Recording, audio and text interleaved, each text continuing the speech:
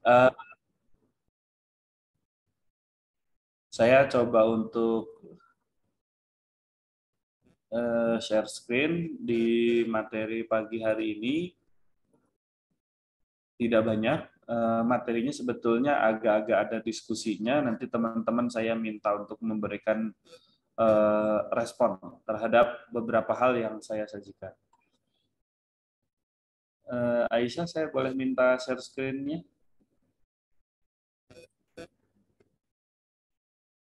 Oke, terima kasih. Baik, hari ini materi kita adalah tentang komponen pembelajaran digital. Kita sudah pernah bahas ya di pekan lalu komponen pembelajaran secara umum itu ada berapa? Ada di 2 pekan yang lalu. Mungkin masih ada yang ingat. Ada berapa? Ada yang masih ingat? Ada berapa komponen pembelajaran secara umum? Ada 4. Ada 4. Apa saja yang ada 4? Tujuan, materi, strategi, kemudian media pembelajaran, sama evaluasi itu iya nggak ya? Itu jadi berapa yuk? 1, 2, 3, 4, 5. Oke, tepat sekali apa yang disampaikan sama Mbak Ayu tadi ya, bahwa komponen pembelajaran secara umum ada 5. Kita lihat sama-sama yang ini. Ada tujuan, ada isi atau materi, kemudian ada strategi atau metode, ada media dan evaluasi. Saya pikir teman-teman sudah luwes ya, sudah paham bagaimana kelima komponen ini kemudian dirumuskan dalam suatu praktik pembelajaran. Salah satu implementasinya ya dalam bentuk penyusunan RPP ya.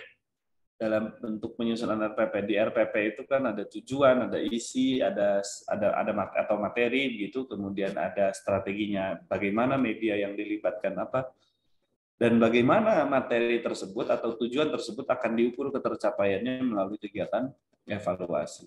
Nah, yang akan saya sajikan di pagi hari ini tidak panjang memang, hanya ini akan memberikan sedikit ya kita berdiskusi sedikit tentang apa sih sebetulnya perbedaan konteks komponen ini dalam pembelajaran yang konvensional dengan hari ini kita belajar melalui konteks pembelajaran secara digital. Yang pertama, pembelajaran non digital itu sangat proporsional, cenderung proporsional. Itu kenapa preferensi baik guru maupun siswa, dosen maupun mahasiswanya, kalau misalkan ditanya mungkin akan lebih cenderung memilih pembelajaran yang sifatnya langsung, pertemuan langsung, sinkronus tatap muka begitu, bukan sinkronus tatap maya. Kenapa demikian? Karena memang kecenderungannya tidak hanya sekedar menyampaikan terkait dengan materi atau aspek kognitif, tapi juga peserta atau siswa maupun mahasiswa lebih mampu untuk menyerap aspek-aspek yang di luar aspek kognitif. Jadi ada efek pengikut ya atau nurture efek yang bisa diperoleh dari pembelajaran non digital itu adalah keutuhan biasanya, afektif maupun psikomotor. Berbagai aktivitasnya pun variasinya ada sangat banyak sekali dan biasanya variasi aktivitas yang dilakukan itu ada membutuhkan keterlibatan fisik dan ada afeksi juga di sana. Nah, bedanya ketika dalam konteks pembelajaran digital ini dominan sekali pada aspek penyampaian secara kognitif. Apalagi jika pembelajaran tersebut disampaikan secara asinkronus. Walaupun mungkin dalam konteks melatih afeksi itu dilakukan lebih secara mandiri. Namun yang sangat tidak bisa terkontrol memang ada pada aspek psikomotor. Kita nggak tahu teman-teman ini kan apakah hanya duduk saja, apakah sambil tiduran, apakah sambil mencatat ataukah tidak. Kalau dalam konteks pembelajaran di kelas, ini ada beberapa hal yang bisa kita lakukan. Misalkan dengan merolling tempat duduk, merubah skema ruangan di sekolah dan lain sebagainya. Dan dalam konteks pembelajaran digital, bahkan yang dilakukan secara sinkronus seperti kita sekarang ini akan cukup menyulitkan begitu. Bagaimana kita mengelola aspek psikomotor yang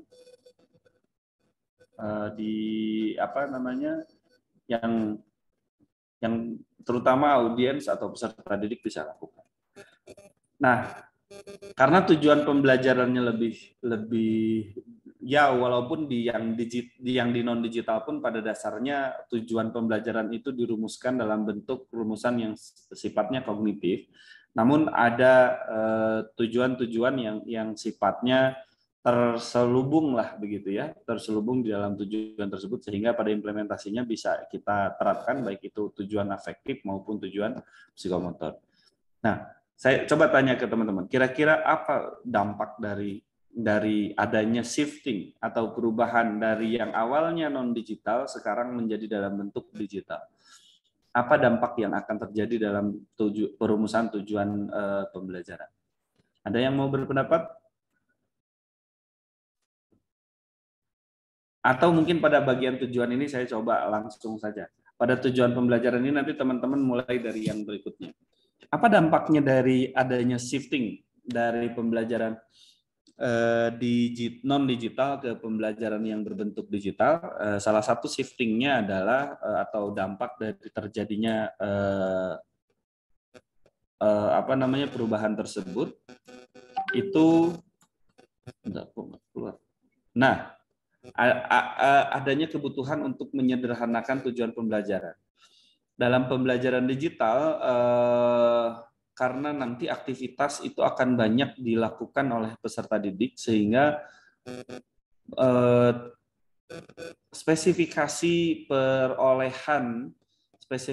perolehan tujuan pembelajaran itu nanti akan di-attain atau akan dicapai secara bervariasi oleh audiens. Itu kenapa kita dalam konteks pembelajaran digital, tujuan pembelajarannya tidak boleh terlalu spesifik. Dan itu juga yang mengakibatkan mengapa contoh misalkan dalam konteks saya menyampaikan pembelajaran secara digital, yang sifatnya kognitif terbatas, itu nanti pengukuran pencapaian tujuannya hanya dilakukan dengan satu kali di pertengahan, dan untuk yang lebih komprehensif saya akan lihat pencapaian tujuan pembelajaran teman-teman di akhir secara subjektif dengan menggunakan proyek ataupun dengan menggunakan tugas biasanya. Kenapa demikian? Karena dari sana akan lebih terlihat variasi pencapaian teman-teman. Bahwa yang spesifik terbatas itu hanya dilakukan melalui ujian. Makanya memang walaupun begitu dalam konteks beberapa course pengujian yang dilakukan secara terbatas untuk melihat standar. Artinya soal yang digunakan adalah soal standar yang mengukur dasar-dasar perolehan yang itu memang mutlak dibutuhkan. Maka dalam misalkan kalau teman-teman familiar dengan ada yang mengikuti program misalkan mikrokredensial, apakah itu dari ICE ataupun dari Keminfo, di sana umumnya nanti di bagian akhir selalu ada ujian, atau setiap kali akan berpindah topik atau berpindah sesi itu ada perubahan atau ada tes dulu gitu yang mengukur dasar-dasar atau standar minimum ketercapaian tujuan. Nah, ini contohnya. Yang pertama adalah tujuan pembelajaran. Yang kedua adalah materi atau bahan ajar. Dalam konteks materi atau bahan ajar, dalam pembelajaran non digital memang sangat terbatas pada apa yang disampaikan oleh guru atau oleh pengajar di ruang kelas. Namun demikian cakupannya biasanya sangat banyak. Apa yang disampaikan di dalam kelas mencakup satu materi yang sifatnya utuh dengan hampir nyaris tanpa ada pengembangan. Nah, bedanya dalam pembelajaran digital, sajian materi yang disampaikan cakupannya biasanya terbatas. Kalau dalam versi saya, materi yang saya sampaikan dalam kita melakukan interaksi pembelajaran digital memang pendek-pendek begitu, sedikit sehingga ada banyak ruang bagi teman-teman nanti untuk melakukan pengembangan sesuai dengan preferensi teman-teman di mana arah pengembangannya ya dipersonifikasi, sesuai dengan personalisasi yang teman-teman lakukan. Itu bedanya. Nah, saya coba tanya nih ke teman-teman. Kalau tadi dampaknya dari shifting dari pembelajaran non digital ke pembelajaran digital itu adanya perlunya penyederhanaan rumusan tujuan pembelajaran. Nah, kalau di shiftingnya materi ini kira-kira apa nih dampaknya?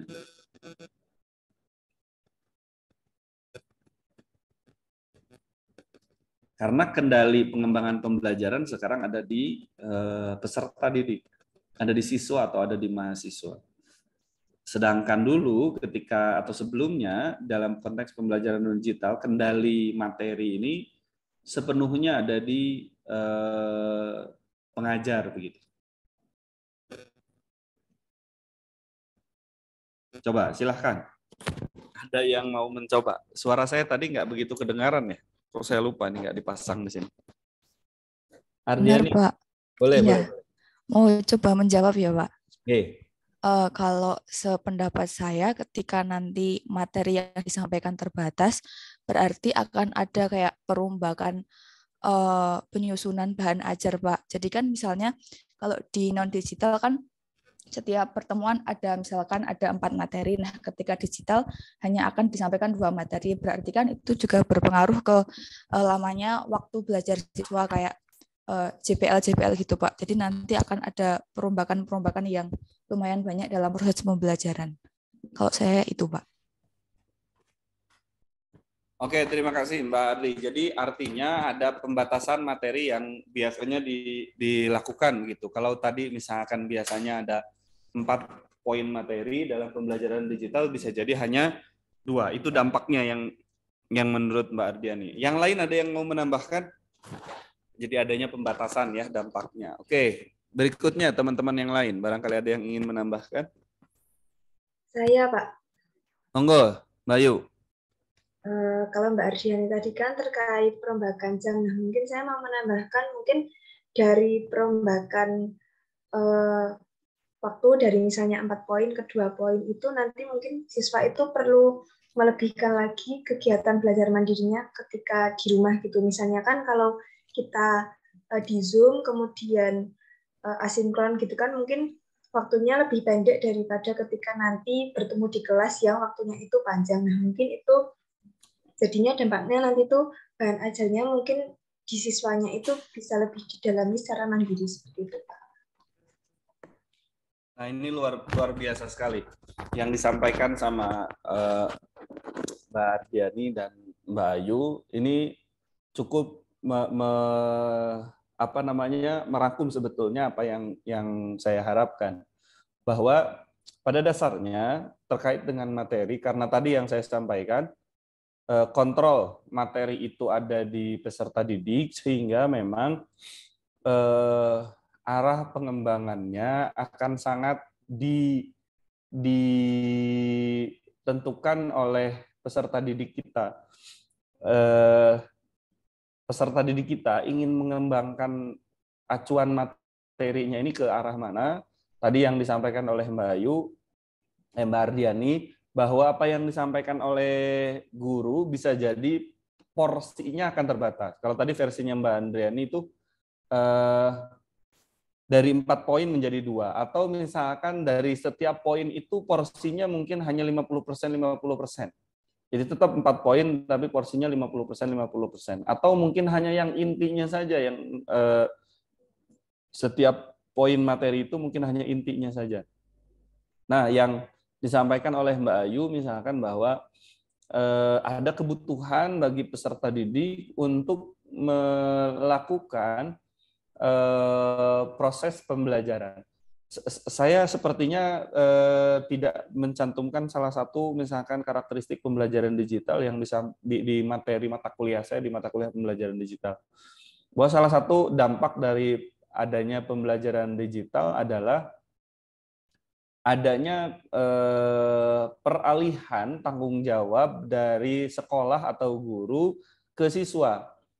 Seperti misalkan, contohnya, kalau di pembelajaran non-digital, kepemilikan fasilitas itu ada di sekolah atau di guru.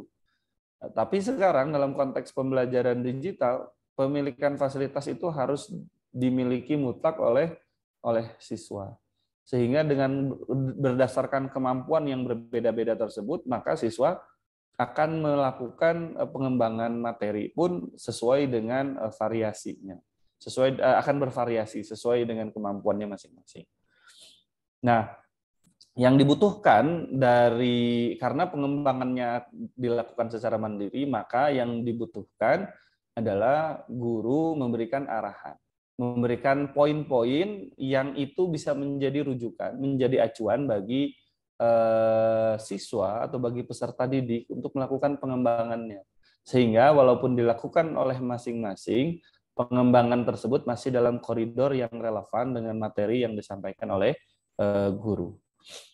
Oke, kita lanjutkan. Terima kasih Mbak Ardiani dan Mbak Ayu. Berikutnya tentang metode. Nah, metode dalam konteks pembelajaran non-digital, metode itu sangat berpusat pada guru. Guru yang dilakukan oleh guru itu kemudian dilakukan juga atau diikuti secara penuh oleh siswa. Karena terjadi secara langsung sehingga yang mendrive proses pembelajaran adalah guru atau supirnya itu guru. Sedangkan dalam konteks pembelajaran digital sebagaimana tadi pengembangan materi pun dilakukan oleh siswa secara mandiri, maka dalam konteks pembelajaran digital metode pembelajarannya itu nanti dalam konteks membelajarkan diri sendiri itu akan sangat ditentukan oleh bagaimana siswa mengenali polanya sendiri. Karena dia punya preferensi dan dia mungkin akan mencari sendiri pengembangan materi, pengembangan kompetensi yang relevan dengan materi yang disampaikan. Nah, salah satu dampaknya adalah bahwa adanya kebutuhan bagi guru untuk memberikan variasi. Nah, selain dampak tersebut, saya kelupaan nih udah disampaikan ya. Harusnya saya tanya dulu ke teman-teman. Jadi dampaknya itu adalah memang guru harus membuat variasi. Bukan hanya variasi dari metodenya saja, tapi juga variasi dari bentuk atau sajian materi yang disampaikan. Karena nanti teman-teman perlu catat bahwa ini juga tidak saya sampaikan di mata kuliah ini, saya sampaikan di mata kuliah sebelumnya, bahwa dalam konteks pembelajaran digital saat ini, khususnya dalam konteks pembelajaran yang dilakukan variasinya menggunakan sinkronus dan asinkronus, bahwa materi itu perlu ada 3 hal yang perlu teman-teman pegang. Yang pertama adalah materi tersebut harus variatif, penyajiannya harus variatif, artinya tidak hanya menggunakan satu cara. Jadi setidaknya dari sinkronus dan asinkronus. Kalaupun asinkronus ya tidak hanya teks begitu yang diberikan, tapi juga boleh ada video, boleh audio, boleh ada gambar. Itu yang disebut dengan variasi. Yang kedua, micro. Apa itu maksudnya micro? Micro itu materinya jangan diberikan dalam satu materi yang gemuk dan besar. Contoh misalkan, silahkan pelajari satu buku ini dalam waktu 1 minggu. Biasanya itu akan terlalu menyulitkan. Tetapi diberikan misalkan 1 bab setiap pekan. Disampaikan sepotong-sepotong, itu disebut dengan micro atau chunk. ya, dengan dicang, dengan dipotong-potong. Itu kenapa disarankan pembelajaran dalam metode pembelajaran sinkronus sekalipun, jika alokasi pembelajarannya 3 SKS seperti kita, sepanjang 150 menit, kalau dilakukan secara sinkronus, itu tidak dilakukan exact 150 menit. Kalau versi saya, pembelajaran sinkronus seperti ini, sebaiknya kalau dominan seperti sekarang saya yang menyampaikan, itu tidak dilakukan lebih dari 1 jam. Atau nanti teman-teman diberikan porsi untuk melakukan pengembangan materi secara mandiri. Itu kenapa dalam konteks pembelajaran saya selalu meminta ada resume. Kenapa resume? Resume itu adalah bagian dari konfirmasi teman-teman, bagaimana teman-teman melakukan proses pembelajaran. Apa sih sebetulnya yang teman-teman peroleh? Itu kenapa di awal saya mungkin pernah menyampaikan ke teman-teman, resume itu bisa jadi lebih teman-teman butuhkan daripada saya. Walaupun mungkin sebagian besar di antara teman-teman tidak menyadari dan tidak menyukainya begitu. Tapi resume itu adalah bagian dari kebutuhan teman-teman. Teman-teman lebih butuh resume itu daripada saya membutuhkan resume. Resume dari teman-teman. Kalau saya hanya dipakai untuk menilai saja, saya baca secara random gitu, saya lihat pencapaian sebagian di antara teman-teman sebagai sampel, nanti kemudian saya berikan penilaian dari masing-masing resume yang sudah dikumpulkan. Jadi secara khusus ya teman-teman sebetulnya yang lebih membutuhkan. Nah, itu adalah bagian dari bagaimana saya menyadari bahwa dalam pembelajaran digital yang lebih dibutuhkan bukan durasi, tetapi lebih pada bagaimana memberikan variasi, memberikan poin-poin melalui Chang tadi, dan nanti yang terakhir, yang ketiga, tadi kan yang pertama ada variasi, yang kedua ada micro, atau bagaimana materi itu dicang ya, dipotong-potong menjadi potongan-potongan yang lebih ringan. Dan yang ketiga adalah interaksi. Nah, ini yang paling sulit dilakukan dalam konteks pembelajaran digital itu, salah satu yang paling sulit di antara tiga ini, kalau menurut saya yang ketiga ini yang paling sulit, yaitu membangun interaksi. Sulit karena ada perbedaan kemampuan ya. Tidak semuanya mampu untuk open cam, tidak semuanya mampu, baik itu audiens maupun presenter tidak mampu untuk membangun jalinan interaksi itu secara mulus. Itu kenapa kita butuh digital tools ya. Kalau teman-teman kemarin ada yang menyimak ya materi tentang digital tools, kan jumlahnya ada sangat banyak. Walaupun memang effort di teachers ketika akan menggunakan digital tools itu memang bahwa digital tools itu salah satu kekurangannya adalah bahwa jika dia digunakan terus-menerus berulang-ulang, maka dampak efeknya itu akan semakin berkurang. Dulu contohnya misalkan ketika dulu saya pertama kali menggunakan Kahoot ataupun Quizizz di kelas, itu sangat luar biasa responnya. Tapi ketika setelah banyak dosen lain yang menggunakan, setelah banyak teman-teman mahasiswa memperoleh pengalaman menggunakan itu, kemudian responnya menjadi semakin menurun. Di awal-awal saya bisa menggunakan Kahoot atau Quizizz itu dalam 1 semester tuh bisa sampai 2 atau bahkan 3 kali. Dan responnya masih bagus. Tapi sekarang saya biasanya hanya menggunakan Kahoot atau Quizizz selama 1 kali. Paling juga hanya 1 kali. Dan itu pun untuk penggunaan yang sangat serius. Itu dampak dari bagaimana ada shifting dari metode pembelajaran ya. Dari konteks pembelajaran yang digital ke pembelajaran yang digital. Oke. Berikutnya, nah yang ini saya tidak mau terjebak nih. Saya minta tolong dibacain dulu deh sebelumnya. Yang pembelajaran non digital saya minta ada yang bersedia untuk membaca.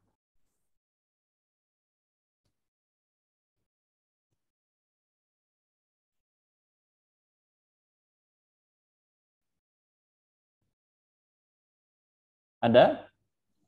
Saya izin membaca, Pak. Boleh, Aisyah. Mangga, silakan, Mbak Aisyah. Yang pembelajaran non-digital, nggih, Pak. Nggih. Media pembelajaran non-digital. Umumnya media berorientasi verbal, suara, atau teks. Dari buku dengan beberapa visualisasi yang disajikan melalui alat bantu dan interaksi langsung seketika. Ya. Yang dimaksud dengan interaksi langsung seketika itu kan adalah pembelajarannya berlangsung secara sinkronus. Terima kasih Mbak Aisyah. Selanjutnya yang pembelajaran digitalnya ada yang mau bantu membacakan?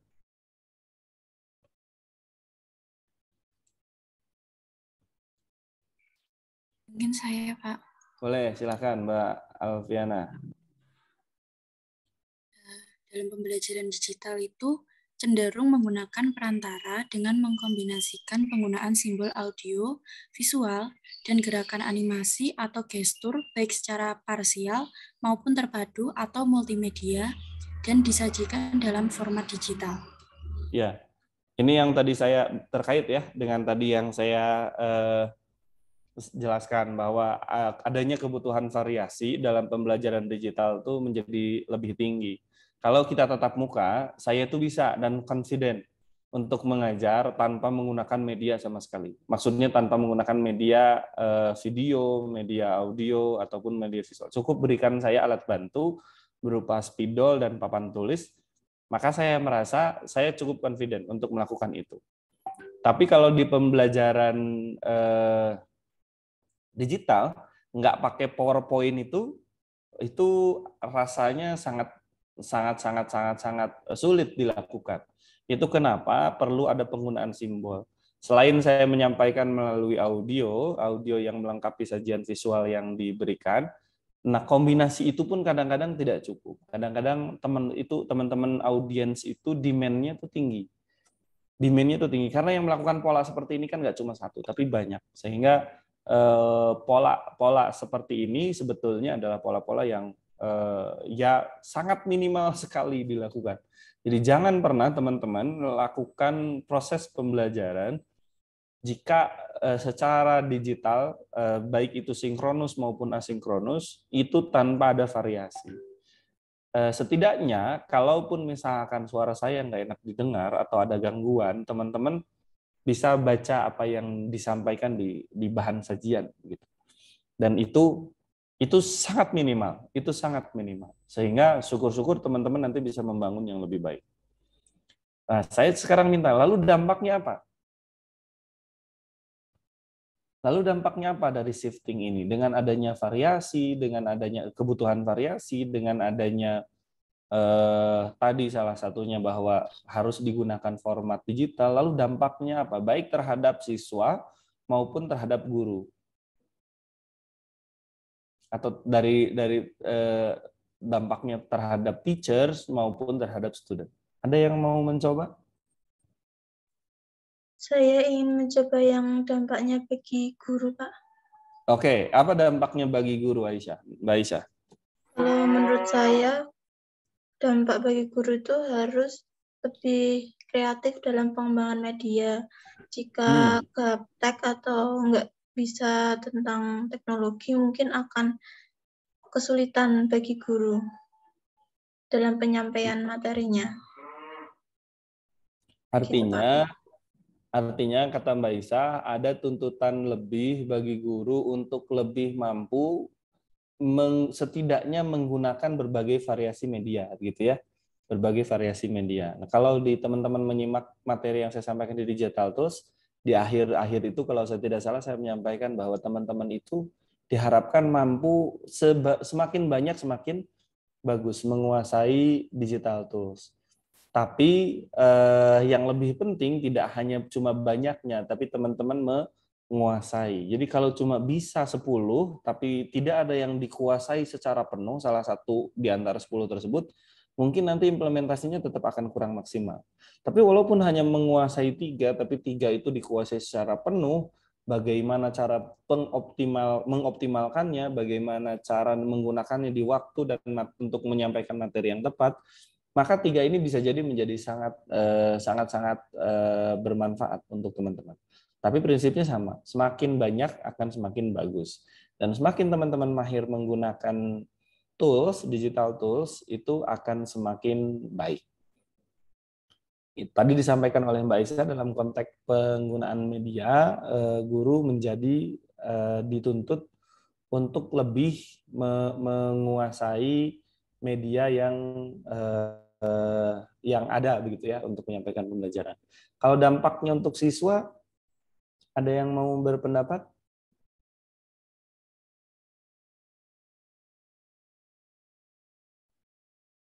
Tadi sekilas sudah pernah saya sampaikan. Ada yang ngechat nggak? Nggak ada. Tadi secara ringkas saya sudah sempat sampaikan salah satu dampak bagi guru dalam pembelajaran digital ya, itu adanya shifting tanggung jawab ya. Adanya shifting tanggung jawab yang dulunya misalkan teman-teman kan dulu kalau waktu masih SMP, SMA sebelum ada Covid kan pakai praktek komputer pakai labnya sekolah kan ya. Nggak bawa laptop ke sekolah kan. Nggak bawa laptop. Sekarang kan semua orang harus punya laptopnya masing-masing supaya bisa ikut sekolah kan. Atau harus minimal punya HP-nya sendiri untuk bisa sekolah. Nah, itu yang saya maksud salah satunya bahwa dalam konteks pembelajaran digital itu kepemilikan perangkat untuk mengakses pembelajaran itu menjadi menjadi tuntutan. Bukan hanya bagi guru tadi yang disampaikan oleh Mbak Isa, tapi juga bagi siswa. Sama-sama. Jadi siswa pun dituntut untuk mampu menerima berbagai simbol yang diberikan. Kalau dulu guru tuh bisa meminta kan siswa yang misalkan dianggapnya kurang atau cenderung tidak fokus dalam pembelajaran untuk disimpan di depan kan? Ayo maju di depan, ditempatkan di posisi kursi-kursi terdepan. Tapi dalam konteks pembelajaran digital kan hal tersebut tidak bisa dilakukan secara persis begitu, karena semuanya equal. Tidak ada lagi yang duduk di depan, yang di belakang, karena semuanya duduk di depan. Semuanya duduk paling depan. Itu perbedaannya, bahwa ada tanggung jawab pengelolaan. Dan kalau misalkan walaupun punya handphone, tapi misalkan layarnya pecah karena jatuh, misalkan ada ada urat-uratnya gitu ya, si screen-nya tuh udah variasi Spider-Man lah. Kalau saya menyebutnya itu efek Spider-Man, kayak kena jaring laba-laba gitu di layar handphone itu. Nah, kalau kayak begitu kan artinya hanya suara yang bisa didengarkan. Jadi tidak bisa menyimak materi visualisasi secara utuh. Maka itu akan menjadi hambatan.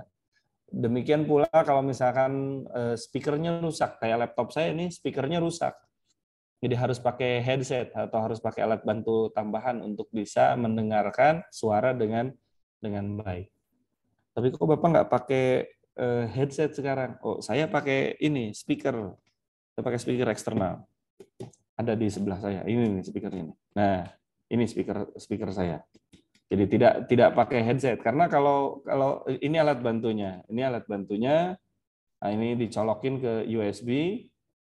Nah, ini untuk ada colokannya ada 2, ada yang untuk mic dan ada untuk ke speaker. Sehingga itu dibutuhkan karena bagian dari bagaimana kita memberikan akses. Kalau tanpa alat-alat ini, ya tentu saya tidak bisa mendengar suara teman-teman. Dan saya pun nggak bisa mic-nya sedekat ini begitu, seolah-olah pakai clip on lah begitu. Baik teman-teman, terima kasih. Ini yang untuk media. Dan yang berikutnya, yang terakhir adalah terkait dengan evaluasi. Di pembelajaran non digital, evaluasi itu ya sangat tergantung pada kebutuhan dan kondisi yang dihadapi oleh guru dan bagaimana menyikapinya itu tergantung pada guru. tapi serendah-rendahnya guru itu bisa mengetes secara langsung dan itu menjadi objek pembelajaran bagi peserta didik yang lain. Jadi pengawasannya secara langsung, kalaupun misalkan tes tertulis gitu ya, tes tertulis pun bisa dilakukan pengawasan secara langsung. Tes praktek pun bisa dilakukan pengawasan secara langsung. Sehingga apa yang terjadi oleh peserta didik itu memang betul-betul instan dan genuine. Genuine tuh ya autentik lah, istilah lain dari genuine tuh ya autentik. Bahwa penilaiannya itu ya autentik, bahwa berdasarkan apa yang dilihat, berdasarkan apa yang dipraktekkan oleh siswa secara langsung. Nah, agak sedikit berbeda dalam konteks pembelajaran digital, bahwa pola evaluasi yang akan digunakan itu sangat-sangat bergantung pada tools atau teknologi yang digunakan. Kalau teman-teman kemarin menyimak paparan tentang digital tools dan kemudian ada materi tentang ragam digital tools, salah satunya adalah digital assessment tool atau online assessment tools. Nah, online assessment tools ini tidak hanya sebetulnya yang ada di kategori itu, tapi sangat bisa jadi ada juga yang di luar kategori itu dapat dimanfaatkan sebagai online assessment tool. Contoh misalkan, yang paling umum digunakan pada saat pembelajaran dilakukan secara digital atau daring adalah dengan menggunakan Google Form misalkan untuk menguji ya, untuk mengetes. Kalau teman-teman yang pakai Google Classroom sebelumnya menjadi audiens di Google Classroom, mesti terbiasa sekali bahwa ujian itu, tes itu Google Classroom itu ya pakai Google Form. Tapi kalau teman-teman yang biasa pakai apa namanya e-learning UN itu? Bismart, Pak. Ya, Bismart ya, Bismart. Yang menggunakan Bismart mungkin lebih banyak menggunakan fitur evaluasi yang ada di Bismart. Kalau saya dengar UNY juga punya Glacier. Ada yang pernah pakai Glacier? Belum? Belum, Bapak. Oke. Pak Warek kami itu sangat sering bicara tentang Glacier-nya UNY karena Pak Warek 1 UNY sering bicara itu di forum-forum di luar. Saya duga kurang lebih bentuknya hampir sama seperti yang di Smart ya, Glacier itu. Saya pernah coba akses, kurang lebih sama.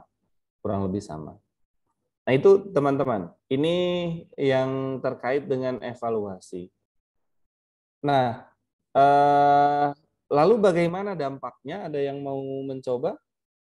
Kalau misalkan yang non-digital itu ya pengawasannya secara langsung dari sisi pengawasan. Kalau yang konteks pembelajaran digital ya sangat tergantung tadi pada tools apa yang digunakan. Penjelasannya sebetulnya tadi juga sudah saya sampaikan pada bagian materi, bahwa pemilihan atau pengembangan materi dalam konteks pembelajaran digital itu akan sangat tergantung pada nanti evaluasinya juga seperti apa akan dilakukan. Ada yang mau mencoba? Sekarang saya tanya ke teman-teman, kalau di Zoom tuh bisa polling langsung nggak sih? Bisa, Pak. Ada ya, polling? Di mana ya polling langsungnya? Coba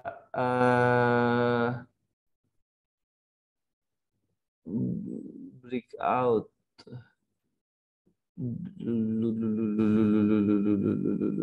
Ini di apps. Zoom apps, coba kita lihat. Kalau di teman-teman nggak kelihatan ya, saya lagi login. Enggak, Pak. Nggak ya? Oke. Oke, kita lihat Zoom apps. Mana tadi Zoom apps?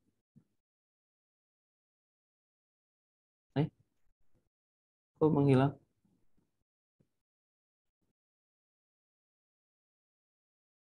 Kok nggak ada ya? Oke, ada yang pernah melakukan polling langsung di menggunakan aplikasi ini? Aplikasi Zoom-nya? Oke, enggak. Kalau di ini ada ya, apa namanya, di Google Meet itu ada aplikasi baru itu untuk melakukan polling secara ini. Tapi ya nggak apa-apa. Saya coba pakai metode raise hand saja. Ada di sini yang pernah yang belum pernah aja deh, karena yang pernah bisa jadi banyak. Ada di sini teman-teman yang belum pernah menggunakan apa namanya, belum pernah bikin Google Form sendiri nggak? Raise hand. Yang belum pernah sama sekali membuat form menggunakan Google Form. Atau membuat soal tes ya, karena kuis atau soal kuis menggunakan Google Form. Karena kalau bikin form untuk penelusuran itu beda dengan membuat form untuk apa namanya, untuk ujian. Ada yang belum pernah nggak bikin Google Form untuk ujian? Semuanya sudah pernah?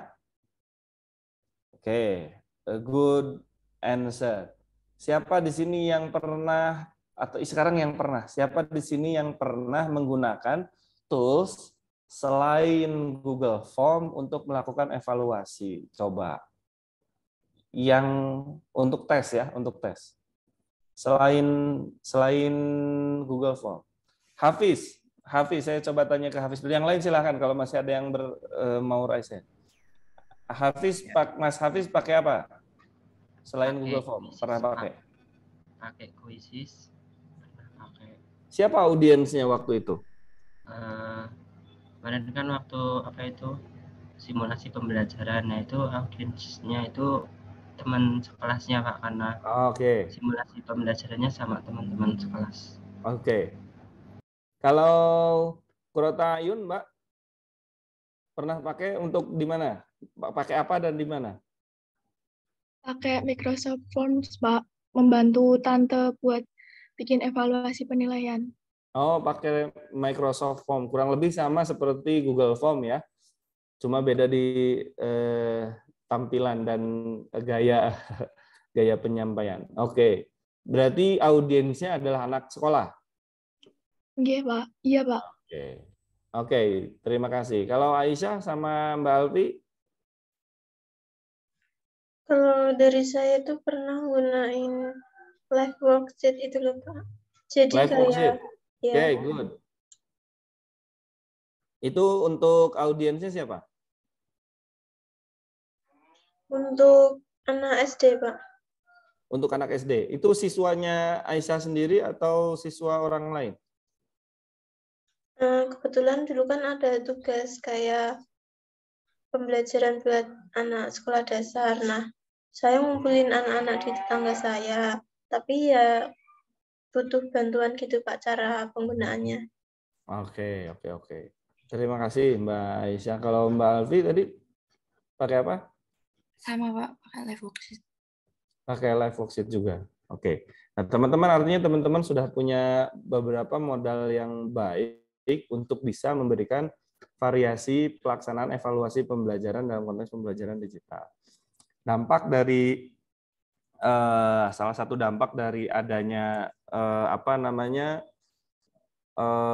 shifting pembelajaran dari pembelajaran evaluasi pembelajaran yang non digital ke pembelajaran digital, ya salah satunya adalah bahwa pentingnya pemilihan tools, evaluation tools atau alat evaluasi dalam pembelajaran digital, sehingga penugasan, kalau misalkan mau pakai tugas begitu ya, artinya non tes kan, kalau evaluasi, kalau teman-teman dulu pernah ada di mata kuliah evaluasi pembelajaran itu udah pernah kan? Evaluasi pembelajaran itu udah pernah kan? Misalkan di evaluasi pembelajaran itu kan diajarin bahwa evaluasi itu di bawahnya ada assessment. Kemudian assessment itu di bawahnya itu lagi ada measurement atau pengukuran. Nah, pengukuran itu kan bisa dilakukan dengan menggunakan caranya yang tes atau dengan yang cara non-tes. Nah, untuk melakukan tes ataupun non-tes, penentuan teknik evaluasinya itu akan sangat didukung oleh kemampuan teman-teman dalam memanfaatkan tools-tools digital dalam konteks untuk evaluasi. Kalau yang cuma paham Google Drive, ya mungkin nanti untuk pengumpulan tugas yang dilakukan secara digital ya bisa jadi ke Google Drive. Tapi bagi teman-teman yang menguasai misalkan Microsoft Teams atau yang menggunakan misalkan project management tool seperti yang terkenal di YouTube sering banyak iklannya itu monday.com atau ClickUp atau Asana gitu dan kawan-kawannya project management tools yang lain, ya mungkin untuk pengerjaan yang non-tes bisa jadi itu dilakukan dengan cara seperti itu. Dengan cara teman-teman mengakses project management tool. Kalau yang dengan tes, kalau hanya bisanya Google Form, ya mungkin pasti opsinya dengan Google Form. Walaupun seperti tadi saya bilang bahwa Google Tools apapun kalau teman-teman kuasai secara penuh, bisa saja menjadi senjata yang sangat baik untuk memberikan interaksi atau layanan pembelajaran ke peserta didik.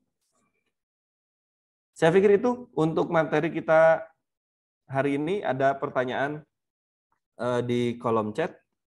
Kalau dalam pembelajaran digital itu kan sulit untuk melakukan penilaian afektif. Nah, solusinya bagaimana? Solusinya coba mana Mbak Risma? Mbak Risma, saya coba tanya kembali. Kalau dalam pembelajaran yang non-digital, bagaimana kita melakukan penilaian afektif? Kalau biasanya itu secara langsung Pak kalau guru. Tapi juga ada penilaian dengan siswa dengan siswa gitu Pak. Ya, kalau ukuran penilaian menggunakan afektif itu kalau di raport apa sih?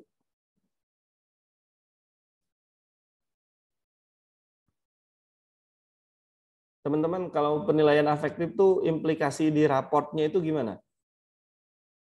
Pakai deskripsi, Pak. Misalkan. Kok jadi lupa ya, Pak? Loh, kok bisa jadi lupa? Teman-teman sudah pernah lihat anak raport SD? Sudah bersifat apa gitu, Pak? Sudah melakukan implementasi sikap afektif apa gitu, Pak? Nah, saya tanya, kalau zaman dulu yang sebelum deskripsi sekarang, itu penilaiannya berdasarkan apa?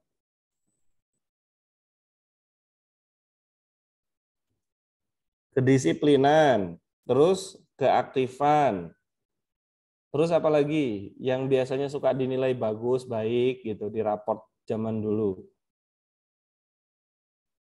Umumnya kan dengan cara seperti itu. Nah, sekali lagi saya sampaikan ini keuntungannya teman-teman yang nanti akan ngajar di SD. Beda dengan saya yang ngajar di perguruan tinggi yang siswanya sangat banyak. Siswa saya sekarang ini lebih dari 500 orang semester ini saja. Untuk menilai afeksi ke 500 orang dalam waktu semester itu akan sangat sulit. Karena afeksi itu dinilainya harus secara personal dan penilaiannya umumnya dilakukan secara subjektif.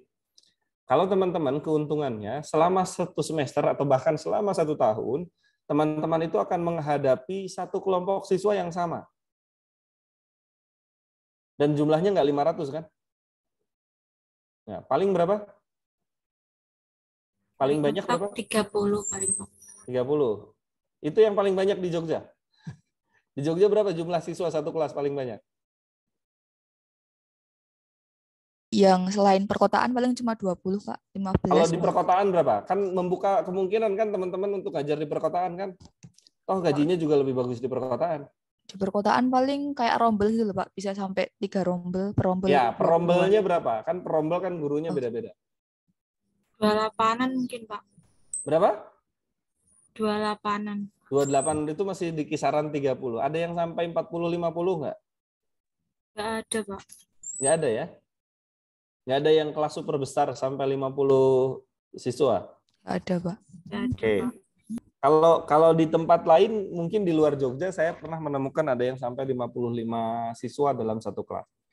Nah, kalaupun misalkan harus 55 siswa dalam satu kelas dilakukan selama 1 tahun begitu, at the end of the year, di akhir tahun pembelajaran, mungkin bisa tergeneralisir bahwa teman-teman tuh bisa jadi sudah mengenal setidaknya 2/3 siswa di kelas. Kalau cuma 30, saya pikir bisa lah teman-teman mengenal semua namanya selama 1 tahun itu. Walaupun tahun depan bisa jadi lupa lagi gitu, karena udah ganti kan. Udah ganti. Kita kan nggak ngikutin siswa kan. Siswa tuh nggak sama kita terus. Tapi kelas itu kan naik terus. Kita bisa jadi yang tetap terus di situ. Saya baru kemarin hari Sabtu kemarin ngobrol sama salah seorang saudara saya.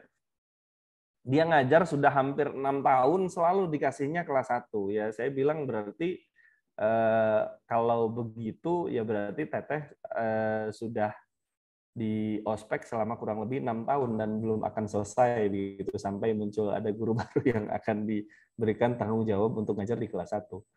Karena memang kelas 1 itu yang paling sulit karena masa transisi. Selain kelas 1 biasanya yang paling sulit itu kelas 6 karena materinya juga biasanya lebih sulit dan anak-anaknya sudah cenderung dewasa. Bentuk kenakalannya sudah jauh berbeda antara anak kelas 1 dengan anak kelas 6.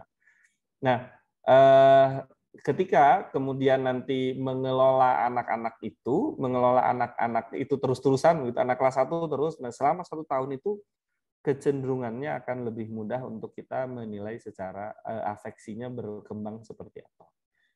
Karena afeksi itu umumnya dinilainya secara subjektif, tidak secara objektif. Sulit untuk mengukur afeksi dilakukan secara objektif. Maka biasanya penilaiannya itu dilakukan dengan menggunakan metode non-tes. Dan kalau dilakukan penilaian dengan menggunakan non-tes, ya kurang lebih nanti akan menghasilkan pola yang sama, baik itu digital maupun non-digital. Jika dalam konteks non-digital dilakukan melalui pengamatan secara langsung, bagaimana dia bersikap, salah satu cara yang bisa dilakukan dalam konteks pembelajaran digital adalah dengan menggunakan self-report. Kalau di pembelajaran kelompok, ya walaupun misalkan ada tugas kelompok, maka tugas kelompok itu setiap individu bisa diminta untuk mengungkapkan report atau self-report terhadap pelaksanaan tugas yang dilakukan. Maka dari situ kita bisa menilai afeksinya seperti apa. Karena salah satu afeksi itu adalah bagaimana dia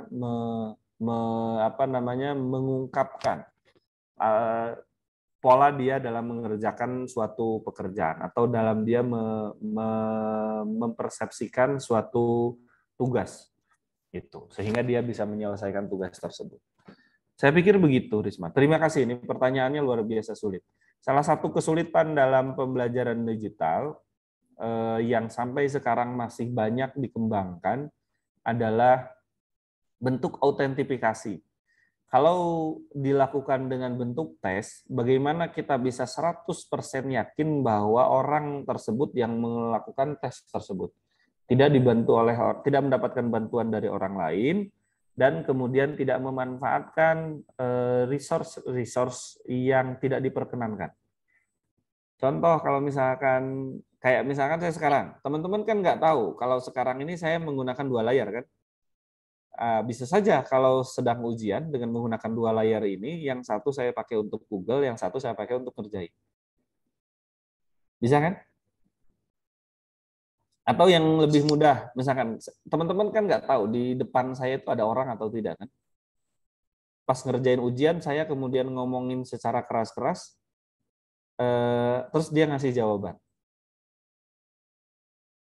Kegiatan yang dilakukan di pagi hari, yang umumnya dilakukan oleh, atau misalkan pekerjaan yang sering atau yang menjadi banyak dilakukan oleh orang-orang di daerah pantai adalah A. Polisi, B. Petani, C. Peternak, D. Nelayan. Jawabannya yang mana ya? Saya tulis dulu. Nanti kan ada yang ngasih tahu di depan kan, teman-teman nggak tahu. Atau dia pakai papan tulis gitu nulis D. Kan kita nggak tahu.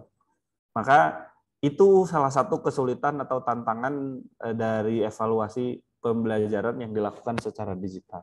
Sampai saat ini itu masih jadi bahan kajian bagaimana. Beberapa ada yang mewajibkan bahwa pandangan itu tidak boleh tengok-tengok. Ada yang mewajibkan menggunakan 2 device. Satu menggunakan laptop, satu menggunakan handphone. Walaupun itu untuk anak SD sepertinya sulit untuk dilakukan. Dan ya itu adalah resiko. Bagaimanapun pada dasarnya sebetulnya pembelajaran yang dilakukan secara luring atau non digital maupun yang dilakukan secara digital memiliki kelebihan dan kekurangan. Walaupun demikian memang evaluasi pembelajaran yang dilakukan secara digital secara umum akan menimbulkan atau beresiko berpotensi berpotensi masih banyak kelemahan, memiliki banyak kelemahan. Sehingga memang peran guru dan kepercayaannya terhadap peserta didiknya itu menjadi sangat penting. Saya pikir itu teman-teman. Ada lagi yang ingin ditanyakan? Sekali lagi saya sampaikan terima kasih untuk Risma yang sudah bertanya. Ada lagi yang ingin ditanyakan teman-teman? Ya, sama-sama Risma, terima kasih. Teman-teman yang lain tidak ada? Jika tidak ada, materi kita hari ini hanya cukup ini. Teman-teman nanti saya mohon untuk tetap melakukan resume dengan menggunakan tautan yang saya share di pekan lalu. Tetap link resume-nya tetap menggunakan yang itu. Mohon maaf sampai saat ini teman-teman masih belum bisa tergabung dalam LMS di UPI begitu. Satu dan lain hal ini menjadi PR bagi kami pengelola Permata LPTK di internal UPI ya, untuk bisa memberikan layanan LMS secara langsung. Awalnya kami mau menyediakan Spada sebagai salah satu sarana begitu, tapi sepertinya sedang dan masih diupayakan teman-teman untuk bisa menggunakan Spot. Nanti mudah-mudahan teman-teman punya experience memang betul-betul bisa menggunakan Spot. Saya pikir itu teman-teman. Jika tidak ada pertanyaan yang lain, kita bisa akhiri pertemuan di pagi hari ini. Mohon maaf, saya kurang begitu bersemangat pagi hari ini karena sedang agak kurang sehat. Mohon doanya semoga segera lekas fit kembali. Terima kasih teman-teman. Sampai jumpa di kesempatan berikutnya. Billahi taufiq wal hidayah. Assalamualaikum warahmatullahi wabarakatuh. Waalaikumsalam warahmatullahi wabarakatuh. Terima kasih, Pak. Waalaikumsalam warahmatullahi wabarakatuh. Mbak Aisyah, kalau boleh rekamannya saya boleh minta linknya gitu ya. Baik, Pak. Oke. Ya, terima kasih. Sama-sama. Saya mohon izin meninggalkan ruangan. Assalamualaikum.